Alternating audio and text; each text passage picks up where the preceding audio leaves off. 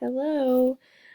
So for my flowchart, I chose to describe my school itself and kind of the structure of it as the functional organizational structure.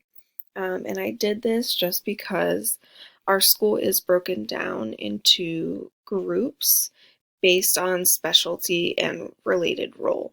So as you can see, we have different areas like HR, counseling, technology, STEM. All of those areas are kind of the main groups of the school. And then off of those groups are the special positions. So with that, everyone in our group is similar. So I'm going to use special ed for example.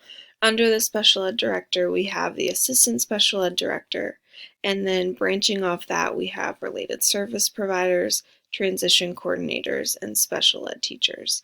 So as a special ed teacher myself, I work with the transition coordinators and related service providers every single day, as well as the assistant special ed director and the special ed director. So I am able to go outside kind of my area and interact with regular teachers or career teachers or family mentors.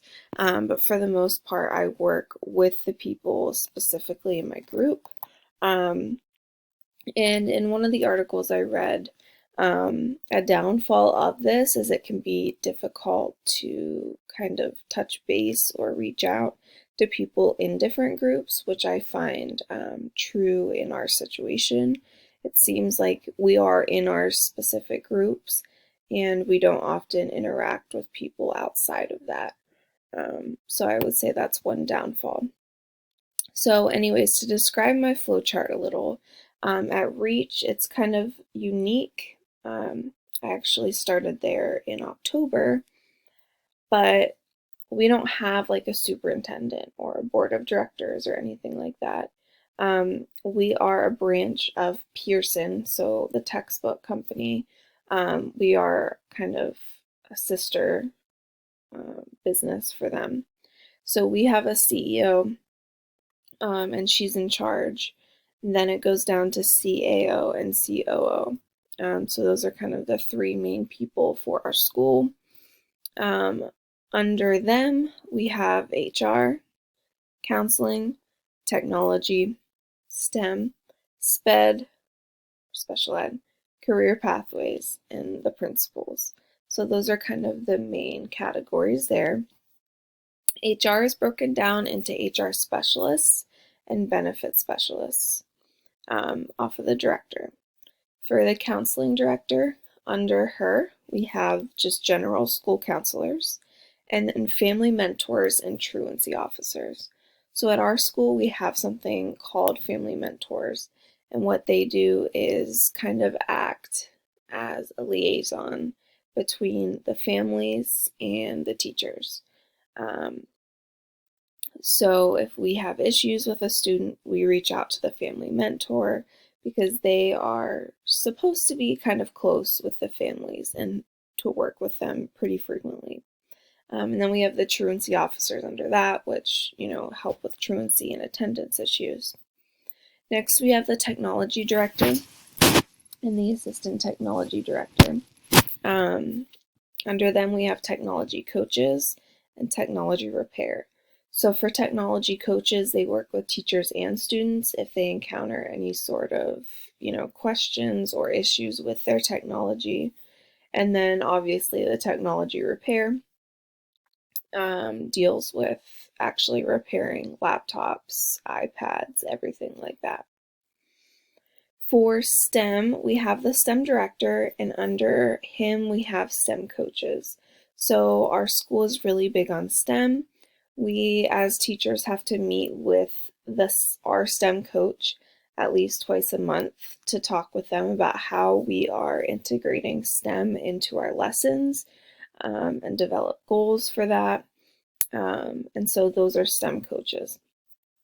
Under special ed, we have the director, the assistant special ed director, related service providers, transition coordinators, and special ed teachers like myself. So that's pretty self-explanatory. of what we do.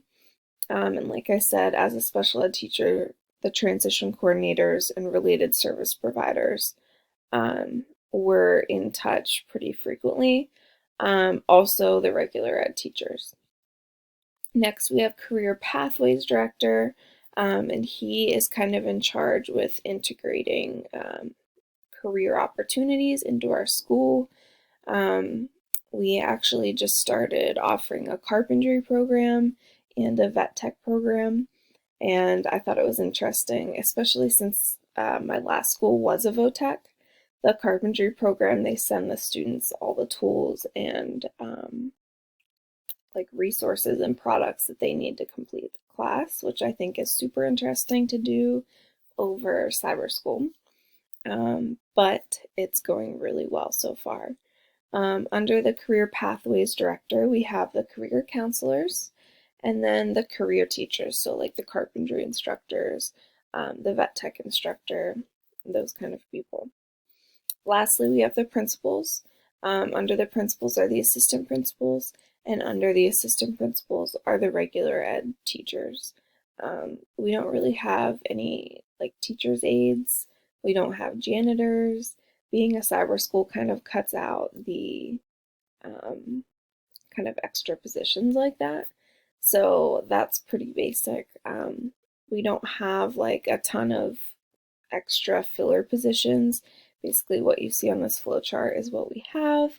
And like I said, we are kind of, especially being in a cyber school, we really only deal with people in our direct area of expertise, and usually don't venture out unless we have to. So because it is a cyber school, and then also because of the functional organizational structure of it, um, we don't really branch out and connect with the other groups too often. But with that said, this is my flowchart. And like with cyber school, it's a whole nother world. And also having like a CEO instead of a superintendent has been different and something to get used to. But this covers our school, so thank you so much.